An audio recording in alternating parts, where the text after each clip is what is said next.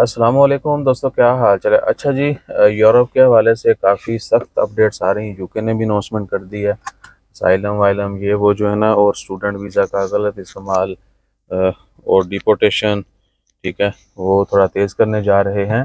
اور ساتھ ہی جرمنی نے بھی اناؤنسمنٹ کر دی، بلکہ جرمنی نے کل 13 مئی کو، آج 14 مئی ہے، سال 2025 بدھ کا دن ہے، تو جرمنی نے بھی جو ہے نا، جو اسائلم سیکر ہیں ان کو دور دور جو ہے نا وہ پھینکنا شروع کر دیا ہے۔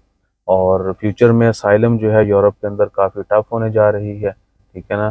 اب ڈنکی والے اور وزٹ ویزا پہ جا کے یا کسی دوسرے کہہ لیں کہ ٹیمپرری ویزا والے جو ہیں، ان کے لیے عرض ہے کہ آپ نے زندگی کا بہترین پلان کر لینا ہے۔ آپ کو وہاں پہ بھی منہ کی کھانی پڑ سکتی ہے اور پچھوں بھی تھوڑا کام چلے جانا ہے، ٹھیک ہے۔ تو یہ چیزیں ذہن نشین کر لیا کریں۔ بہت سارے لوگ کہتے ہیں اچھا جی، آخری سوال وہ پہلے کرتے ہیں۔ خیر اچھا بھی ہے جانے نے کہ جی وہاں پہ جا کے اسائلم کیسے کیسے اپلائی ہوگی، ٹھیک ہے، اور کیا کس ملک کی ریشو اچھی ہے۔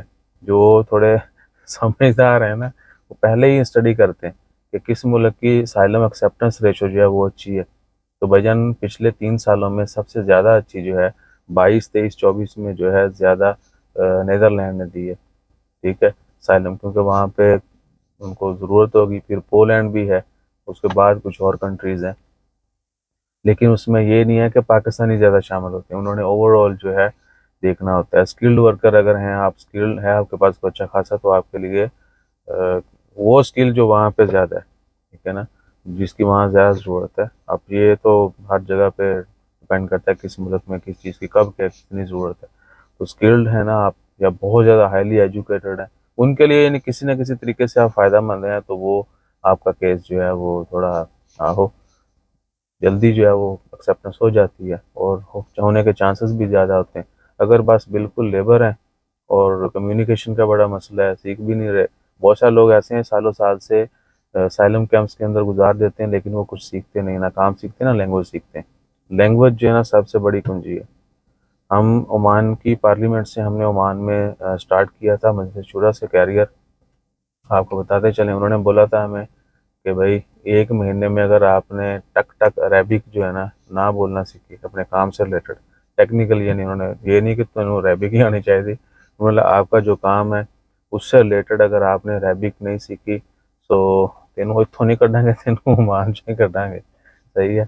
سو وہ چیلنج مجھے ملا، ڈیر کی طرح تھا، اور ہم نے ایکسیپٹ کیا، ٹھیک ہے، کیونکہ رہنا تھا، سروائیو کرنا تھا، گرو کرنا تھا، تو اللہ تعالیٰ نے مدد کی۔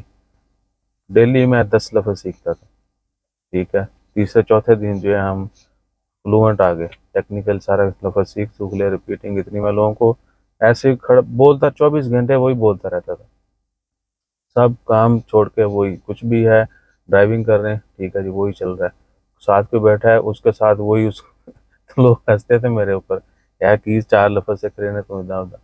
تو وہ لینگویج جو ہے اس نے ہمیں آج تک دیکھنا آلموسٹ کوئی سیکنڈ ڈیکیڈ ہونے والا ہے، ٹھیک ہے نا، لیکن یہ بھی کبھی نہیں بتایا۔ تو لینگویج بہت امپورٹنٹ ہے کسی بھی ملک میں رہنے کے لیے، کسی بھی جگہ پہ کام کرنے کے لیے، ترقی کرنے کے لیے، لینگویج جو ہے وہاں کی وہ بہت ضروری ہے، ٹھیک ہے۔